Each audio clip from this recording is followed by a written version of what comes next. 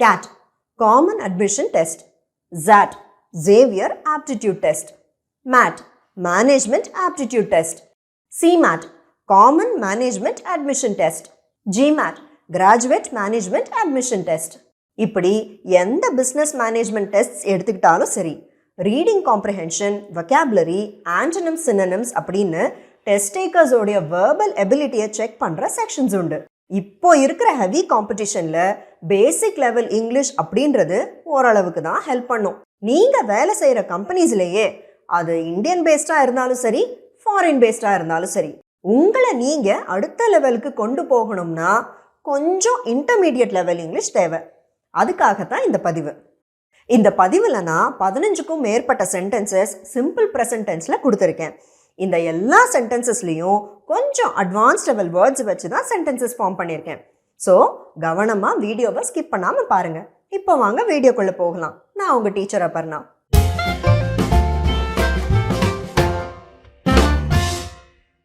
எப்பொழுதும் அவள் அனைவருக்கும் சம உரிமைகளை பரிந்துரைக்கிறாள் அல்லது வலியுறுத்துகிறாள். இதை இங்கிலீஷில் she always advocates equal rights for everyone. இந்த சென்டென்ஸில் advocate அப்படின்னா பரிந்துரைத்தல் அல்லது வலியுறுத்தல். அடுத்தது, ஒரு முடிவை எடுக்கும் முன் அவர் பெரும்பாலும் புதிய யோசனைகளை ஆழமாக சிந்திக்கிறார். இதை இங்கிலீஷில் he generally contemplates new ideas before making a decision.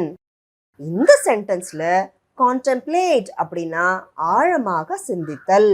அடுத்தது, அவள் பிறருக்கு உதவுவதில் மகிழ்ச்சி அடைகிறாள்.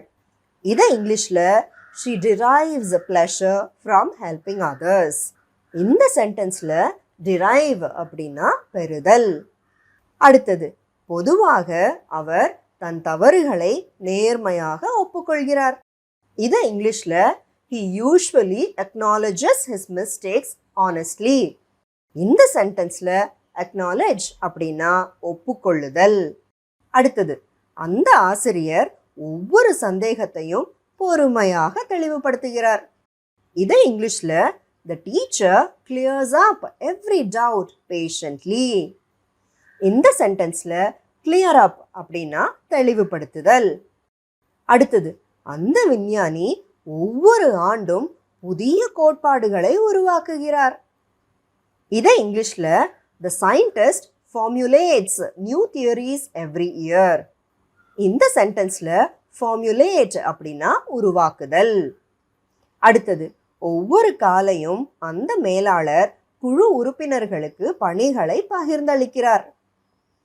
இதை இங்கிலீஷில் every morning the manager delegates tasks to the team members. இந்த சென்டென்ஸில் delegate அப்படின்னா பகிர்ந்தளித்தல். அடுத்தது, அவர் பிரச்சனைகளை முன்கூட்டியே எதிர்நோக்குகிறார். இதை இங்கிலீஷில் he anticipates problems before they appear. இந்த சென்டென்ஸில் anticipate அப்படின்னா ஏதாவது பிரச்சனை வரும் என்று எதிர்நோக்குதல். அடுத்தது, வழக்கமாக அவள் தனது கருத்துக்களை நல்ல உதாரணங்களால் விளக்குகிறாள். இதை இங்கிலீஷில் usually she illustrates her points with good examples.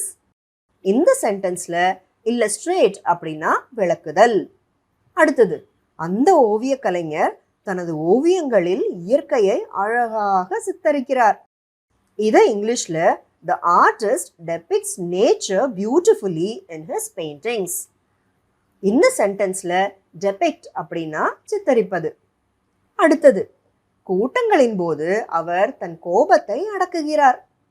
இதை இங்கிலீஷில் he suppresses his anger during meetings. இந்த சென்டென்ஸில் suppress அப்படின்னா அடக்குதல். அடுத்தது, அந்த நிறுவனம் தனது வியாபாரத்தை ஒவ்வொரு ஆண்டும் விரிவுபடுத்துகிறது. இதை இங்கிலீஷில் the company expands its business every year. இந்த சென்டென்ஸில் expand அப்படின்னா விரிவுபடுத்துதல். அடுத்தது, அந்த தலைவர் மக்களை கடினமாக உழைக்க உத்வேகப்படுத்துகிறார். இதை இங்கிலீஷில் the leader inspires people to work harder.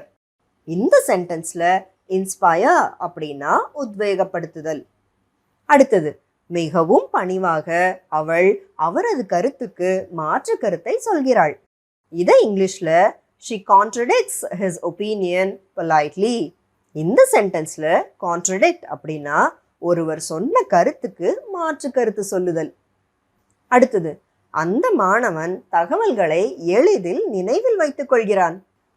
இதை இங்கிலீஷ்ல the student retains facts easily. இந்த சென்டென்ஸ்ல retain அப்படின்னா நினைவில் வைத்துக் கொள்ளுதல். அடுத்தது, அந்த வழக்கறிஞர் தன் கட்சிக்காரர் குற்றமற்றவர் என்று திடமாக கூறுகிறார். இதை இங்கிலீஷ்ல the lawyer asserts that his client is innocent. இந்த சென்டென்ஸ்ல assert அப்படின்னா திடமாக கூறுதல். அடுத்தது, தனது தந்தையின் கடின உழைப்பை அவர் பின்பற்றுகிறார். இதை இங்கிலீஷ்ல he emulates his father's hard work. இந்த சென்டென்ஸ்ல emulate அப்படின்னா ஒருவர் செய்ததை அல்லது செய்வதை அப்படியே பின்பற்றுதல். அடுத்தது, அவள் உலகை வேறு விதமாக உணர்கிறாள். இதை இங்கிலீஷ்ல she perceives the world differently. இந்த சென்டென்ஸ்ல perceive அப்படின்னா மனதால் உணருதல். அடுத்தது, அந்த பேராசிரியர் ஒவ்வொரு விடைத்தாளையும் கவனமாக மதிப்பிடுகிறார். இதை இங்கிலீஷ்ல the professor evaluates each answer paper carefully.